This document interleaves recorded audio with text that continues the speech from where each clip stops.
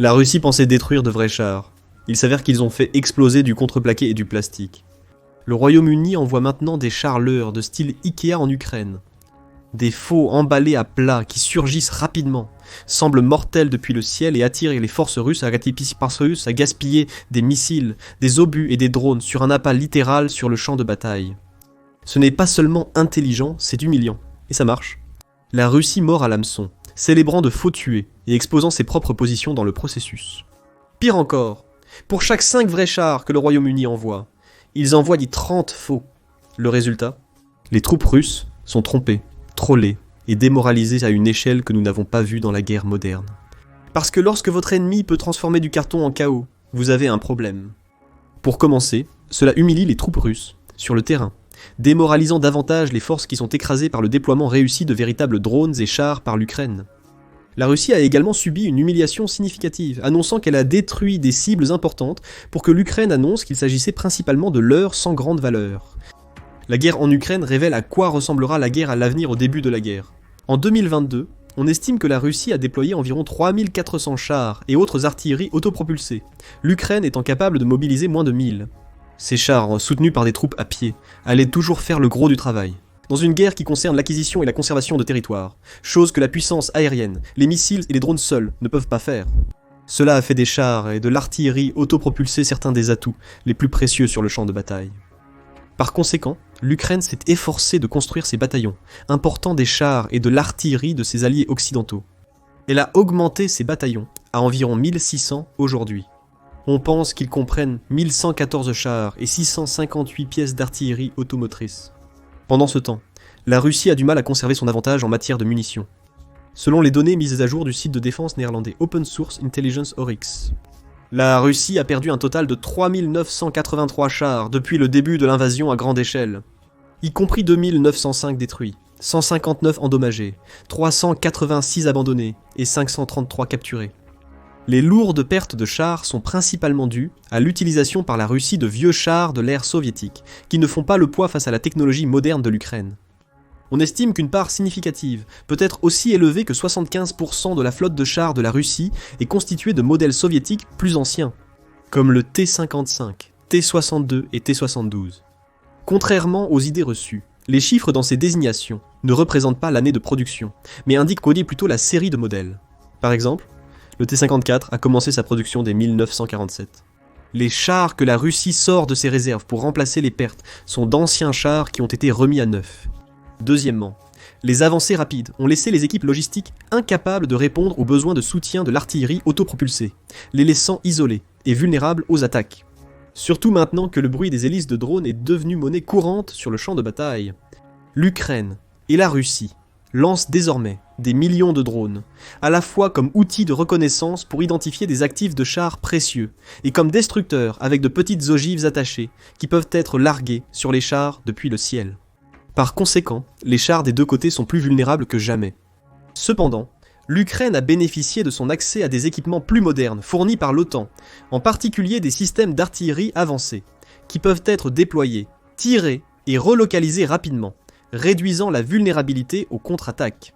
Bien que cette tactique de tirer et de se déplacer soit plus caractéristique de l'artillerie que des chars, elle souligne les avantages logistiques et tactiques plus larges que l'Ukraine détient dans certaines zones du champ de bataille. En ce qui concerne les cieux remplis de drones, l'Ukraine a également l'avantage. Ils ont plus de drones, et ils sont plus sophistiqués et mieux adaptés aux tactiques de champ de bataille actuelles. Cela est en grande partie dû au fait que les drones ukrainiens sont développés par des entrepreneurs indépendants et des bénévoles qui innovent rapidement pour s'adapter aux paysages militaires changeants. Les drones russes sont fabriqués de manière centralisée, limitant l'innovation et la variété de drones disponibles. Avec autant de drones dans le ciel, il peut être difficile de savoir qui les opère. Mais avec les drones russes étant plus cohérents dans leur conception, ils sont plus faciles à repérer et à cibler. Mais la Russie dépasse de loin l'Ukraine en ce qui concerne la quantité d'artillerie disponible. En plus d'entrer en guerre avec un stock important, la Russie produit actuellement environ 3 millions d'obus d'artillerie par an, selon les estimations du renseignement de l'OTAN. En revanche, les États-Unis et l'Europe, ensemble, n'ont pu fournir à l'Ukraine qu'environ 1 200 000 obus par an. Cette disparité signifie que tandis que les forces russes peuvent de chance se permettre de tirer sur presque n'importe quelle cible identifiée de valeur, les forces ukrainiennes doivent être plus sélectives. pesant l'importance stratégique d'une cible avant d'utiliser leurs munitions plus limitées. C'est là que les leurs entrent en jeu. Les leurs peuvent tromper les forces russes en les amenant à dépenser des ressources précieuses pour détruire de simples répliques bon marché et révèlent également les positions de leurs munitions pour une contre-attaque. Le char ou l'artillerie qui tire se révèle être une véritable cible. Plus généralement, les leurs peuvent ajouter une confusion considérable sur les lignes de front, rendant difficile pour l'ennemi de quantifier la taille des bataillons ennemis. Comprendre leur distribution et prévoir quelles régions sont préparées pour des opérations majeures. Les leurs ne sont pas une nouveauté dans la guerre. Ils ont été utilisés depuis l'Antiquité pour tromper les adversaires, en les amenant à mal allouer leurs ressources, ou à révéler leur position. Sur les champs de bataille anciens, les commandants cachèrent parfois une partie de leurs hommes, prêts à flanquer l'ennemi en plein combat, et à faire paraître leur force principale plus grande, évitant les soupçons en utilisant une variété de tactiques de leurs. Les Britanniques ont utilisé des versions factices de leurs chars Mark I lors de la Première Guerre mondiale, des modèles rudimentaires fabriqués en bois et en toile. Ils étaient destinés à tromper les Allemands sur la force et le positionnement de l'armure britannique pendant la Seconde Guerre mondiale. Un plan de tromperie allié élaboré, appelé Opération Fortitude, ou la tromperie du jour J, visait à convaincre les Allemands que l'invasion principale aurait lieu au Pas-de-Calais plutôt qu'en Normandie. Un élément clé impliquait la création du fictif premier groupe d'armée des États-Unis, supposément stationné dans le sud-est de la Grande-Bretagne. À cette fin, ils ont déployé des milliers de chars, de camions et d'avions en caoutchouc gonflable qui étaient déplacés la nuit pour simuler des formations changeantes. Il y avait aussi de faux engins de débarquement positionnés dans les ports, face au Pas-de-Calais, et un faux aérodrome entier construit, le tout soutenu par un trafic radiotrompeur. Pendant la guerre froide, l'OTAN a développé des lauréats plus sophistiqués, avec des matériaux réfléchissant les radars et des signatures infrarouges pour imiter plus efficacement le véritable équipement. À ce jour, l'Ukraine et la Russie ont toutes deux utilisé des leurres dans le cadre de leur tactique de combat plus large. Dans la guerre, l'Ukraine a déployé des leurres en bois et gonflables d'équipements de grande valeur, comme des lance-roquettes, des pièces d'artillerie et même des avions de chasse. La Russie a également utilisé des leurres, y compris en peignant des avions sur des aérodromes, pour dérouter les attaques ukrainiennes, et des répliques gonflables de chars et de systèmes de défense aérienne. Mais ces leurres n'ont pas toujours été efficaces. Plus tôt dans l'année, un drone ukrainien enquêtait sur ce qui semblait être un groupe de chars russes T-72. Bien qu'ils soient convaincants de loin, lorsque le drone s'est rapproché, leurs coins arrondis les ont révélés comme étant des leurres gonflables. Mais les nouveaux leurres fabriqués par la force de tâche Kindred du ministère de la Défense du Royaume-Uni pour fournir de l'équipement à l'Ukraine sont beaucoup plus convaincants que les leurres gonflables qui ont été utilisés dans le passé. Ils ressemblent exactement à la chose réelle, même de aussi près que 25 mètres. C'était nécessaire car la technologie est devenue de plus en plus apte à identifier les leurres gonflables. Ils sont fabriqués en prenant des images numériques d'équipements réels et en les imprimant sur des matériaux spéciaux non divulgués, bien qu'ils soient probablement durables et potentiellement réfléchissants. De fausses signatures thermiques ont longtemps été appliquées aux leurres, car de nombreux traceurs utilisent des capteurs de chaleur. Ces nouveaux leurres peuvent avoir une technologie encore plus sophistiquée, que la force d'intervention ne révèle pas au public, pour prolonger le temps dont la Russie aura besoin pour les identifier. Cependant, l'équilibre entre le coût de fabrication et la non-détection restera un problème constant. Les nouveaux leurres britanniques sont appelés leurres IK, car ils sont envoyés en Ukraine en kits plats, pour être rapidement et facilement assemblés sur le terrain. On estime maintenant que pour chaque 5 vrais chars que le Royaume-Uni envoie en Ukraine, il envoie 30 faux, avec des modèles principalement constitués du char AS-90, Braveheart et Challenger 2. En se référant à l'artillerie réelle que le Royaume-Uni envoie en Ukraine, le leader d'escadron Laurie Simner, de la Royal Air Force, a expliqué « Nous n'en avons pas offert une grande quantité, donc tout ce que nous pouvons faire pour que les quantités paraissent nettement plus importantes sur les lignes de front est avantageux pour nous. » Quel type de chars le Royaume-Uni copie-t-il et envoie-t-il en Ukraine ? Depuis le début de la guerre en Ukraine, le Royaume-Uni transfère progressivement des obusiers automoteurs AS-90 pour soutenir les capacités d'artillerie de l'Ukraine. Ces livraisons ont commencé en 2023 et se sont poursuivies avec des tranches balles supplémentaires en avril et septembre 2024 pour un total d'environ 68 unités, puis en mars 2025. Le Royaume-Uni a annoncé qu'il retirerait officiellement tous les AS-90 du service actif après plus de 30 ans avec l'armée britannique, malgré des plans antérieurs de les maintenir opérationnels.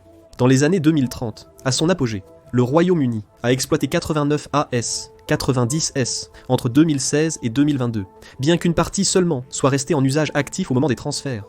L'AS 90 Braveheart, un obusier automoteur de 150 mm, a été développé par Vickers Shipbuilding and Engineering et fabriqué par British Aerospace Systems pour l'armée britannique, entrant en service en 1992. Conçu pour fournir une puissance de feu offensive précise et soutenue, l'AS-90 est devenu l'épine dorsale des opérations d'artillerie terrestre britanniques. Il a notamment été déployé lors de la guerre en Irak en 2003 et a régulièrement figuré dans les exercices de l'OTAN à travers l'Europe. Le Braveheart a idéalement besoin d'un équipage de 5 personnes pour gérer son obusier, qui a une portée de tir maximale de 24,7 km ou 15,3 miles avec des munitions standards et 30 km ou 18,6 miles avec des munitions à portée étendue. Il peut tirer à un rythme de 3 coups en moins de 10 secondes. 6 coups par minute pendant 3 minutes en mode intense et peut maintenir un rythme de tir de 2 coups par minute. L'AS-90 transporte un total de 48 munitions, dont 31 sont stockées dans la tourelle dans 4 modules de magazine. Les 17 restantes sont stockées dans la coque pour le rechargement. Bien qu'il ait une portée plus limitée que les nouveaux obusiers, le canon est toujours apprécié pour sa précision. Il n'a pas besoin d'espace stabilisateur car il est équipé d'un recul et d'un système de suspension hydrogaz qui permet à la tourelle de traverser et de tirer à travers le plein. 360 degrés de portée. Il dispose également d'une unité de référence dynamique et d'une compensation électronique pour l'inclinaison du véhicule. Il possède un armement secondaire d'une mitrailleuse polyvalente L7 de 7,6 mm. L'arme automatique entièrement automatique, alimentée par courroie et à gaz, peut également être retirée du véhicule et montée sur un trépied pour être utilisée par les soldats à pied. Le véhicule lui-même est construit sur son propre châssis dédié. Il est fait d'acier entièrement soudé, qui est classé pour résister aux impacts de 7 points, 6, 2 et 14 points, des obus perforants de 5 mm et des fragments d'obus de 152 mm. Il offre également une protection balistique accrue contre les attaques venant d'en haut. Au total, l'AS-90 mesure 9,7 mètres de long, 3,3 mètres de large et 3 mètres de haut, ce qui lui donne un poids total de 45 tonnes métriques. Il fonctionne avec un moteur diesel Cummins VT A9 03 T660 BHP VO8 qui lui permet de se déplacer jusqu'à 55 km ou 34 miles par heure avec une autonomie de 370 km ou 229 miles, utilisant 4 vitesses avant et 2 vitesses arrière. Il peut franchir des pentes jusqu'à 60% et avancer dans l'eau jusqu'à une profondeur d'1,5 m ou 5 pieds. Alors que le programme complet d'acquisition des années 1990 a coûté environ 480 millions pour 179 unités, le coût d'un seul AS-90 est nettement inférieur. Même ainsi, chaque perte reste un coût majeur pour le bataillon d'artillerie de l'Ukraine. Selon les derniers chiffres d'Oryx, 17 AS-90 ont été perdus en Ukraine à ce jour, 11 détruits et 6 endommagés. Envoyer tous leurs AS-90 en Ukraine ne laisse pas de vide dans l'artillerie de l'armée britannique, car ils sont en train de passer au système Archer conçu par les Suédois, qui servira de pont jusqu'à l'introduction du RCH 155. L'Archer a également été déployé en Ukraine, avec 8 envoyés en novembre. 2023 et 18 supplémentaires sont promis en 2025. L'Archer est également un obusier de 150 mm, construit sur un robuste châssis de camion à benne articulée Volvo A30 des 6x6. Il transporte 21 tours préchargés complets. Cela signifie qu'une équipe de 3 à 4 personnes peut utiliser l'arme depuis le compartiment pressurisé et renforcé, ou un seul membre d'équipage. Dans des circonstances extrêmes, la vitesse à laquelle l'Archer peut être déployé puis déplacé est sa caractéristique définissante pour l'efficacité sur le champ de bataille. Il faut moins de 30 secondes aux opérateurs pour recevoir les ordres d'arrêter le véhicule, de le positionner automatiquement pour l'action et de tirer la première salve. Une fois la mission de tir terminée, il peut se déplacer rapidement, en moins de 30 secondes, avec une portée de tir maximale de 50 km, soit 31 miles. Il peut tirer jusqu'à 8 obus par minute et changer automatiquement l'inclinaison de tir de sorte que les 4 à 6 premiers obus atterrissent simultanément en fonction de la portée. Cela signifie que l'équipage peut se préparer et se déplacer juste au moment où le premier obus est détecté, ce qui limite la possibilité de contre-attaque. Il est rapporté qu'aucun archer n'a encore été perdu en action en Ukraine, malgré le fait qu'il soit considéré comme une cible de grande valeur. L'armée britannique avait 14 archers en juillet, 2024 chacun valant environ 14 millions de dollars.